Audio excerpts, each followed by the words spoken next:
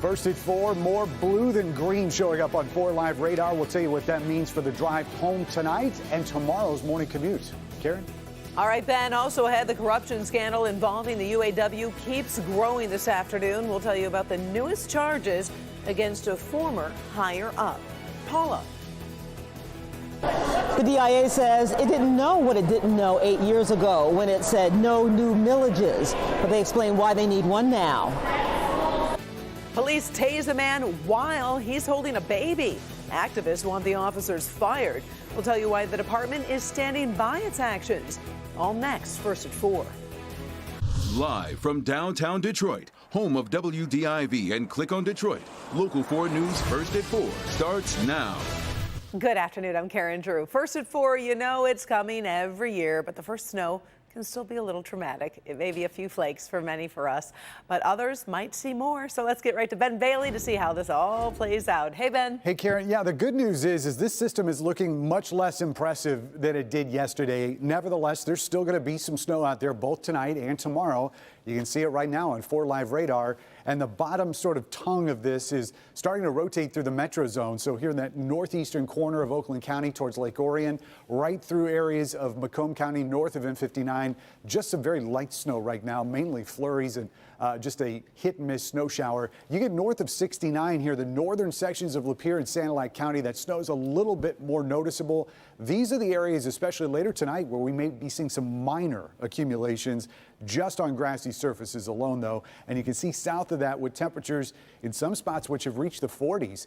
There is some cold raindrops on the southern extent of this system. In the next 4 hours, though, we're going to be staying in the 30s, at least here at Metro Airport.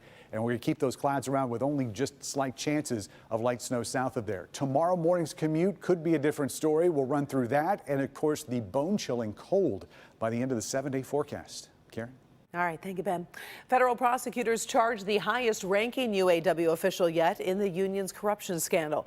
Prosecutors are charging former UAW Vice President Joe Ashton with wire fraud and money laundering. Ashton is now the 13th person and highest-ranking UAW official charged.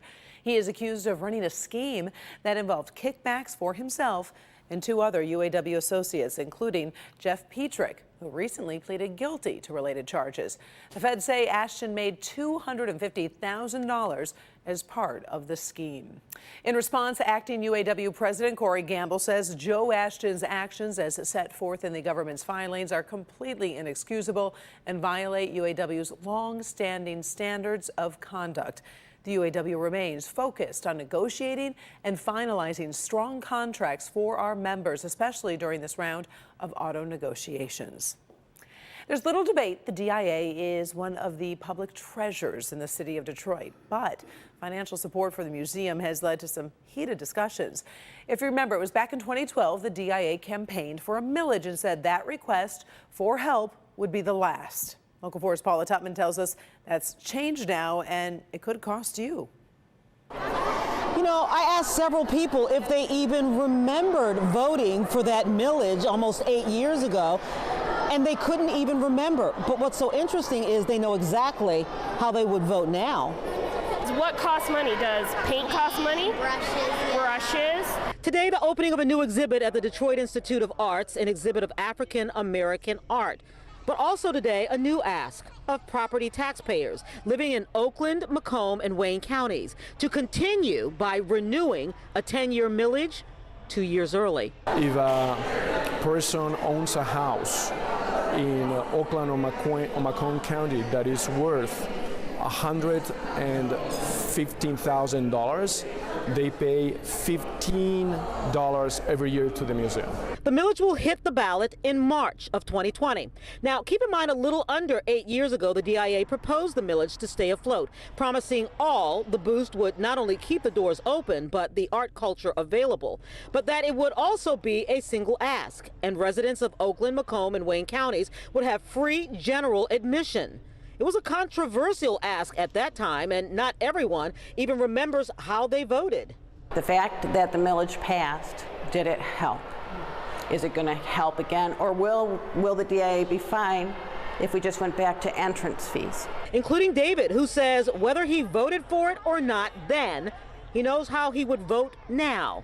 Because in the years since the millage, his daughter Amy is now walking, talking, and enjoying the DIA. And he says while he may have questioned it before, he has no questions now.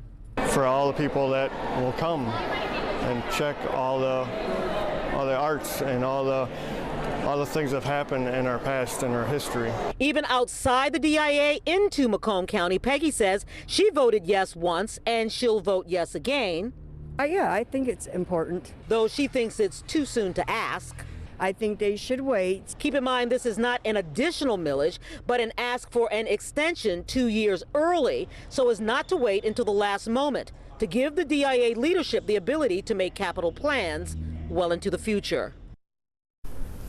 Yeah, and so that leadership says that basically they've been able to expand their program, more so than just a regional reach, but they also have programs for students, seniors, they have free admission for people in the county, for general admission, and so they believe this is very, very important, and they're actually able to expand their programs even more, bringing in more work, and more works rather, and more exhibits. And so it will be up to the voters to decide in March, but coming up at 6, what does the brand new Oakland County Executive have to say all about this? That, Karen, is what we call a tease. It definitely is. We'll be staying tuned for that one. We appreciate it. Thank you, Paula. Well, we saw plenty of very close local elections last night. Here are some of the key results. Warren Mayor Jim Fouts won a 4th term, beating Kelly Colegio. Flint Mayor Karen Weaver guided the city through the water crisis, but she was voted out of office by just 205 votes. In Livonia, Maureen Miller Brosnan became the city's first female mayor, beating another woman, Laura Toy, by less than 200 votes. New at 6, we sit down with Brosnan to talk about the historic victory and what she thinks made her successful. The impeachment inquiry swirling around President Trump is about to enter its next phase. Democrats just announced plans to open the first public hearings. Local 4's Kimberly Gill in the newsroom. And Kim, this story has a lot of moving parts. Hi, Karen. Good afternoon. Yeah, Democrats are pursuing several lines of inquiry all at once. We've seen new transcripts released this week, and closed-door testimony, of course, continued today. This morning, David Hale became one of the few witnesses to show up. Hale is the Undersecretary of State for Political Affairs. He was expected to testify that Secretary of State Mike Pompeo and others decided not to defend former Ukrainian Ambassador Marie Yovanovitch. You may remember she was recalled. Hale says Pompeo believed defending Yovanovitch would hurt efforts to free up military aid to Ukraine. So meanwhile, top diplomat Bill Taylor will be the first person to testify in public. That will happen next Wednesday. Just this afternoon, we got our first look at transcripts from his previous testimony. The record shows Taylor told Congress President Trump directed officials to the foreign aid to his demands for investigations of the 2016 election and the Biden family. Democrats say Americans will learn more through the public hearings.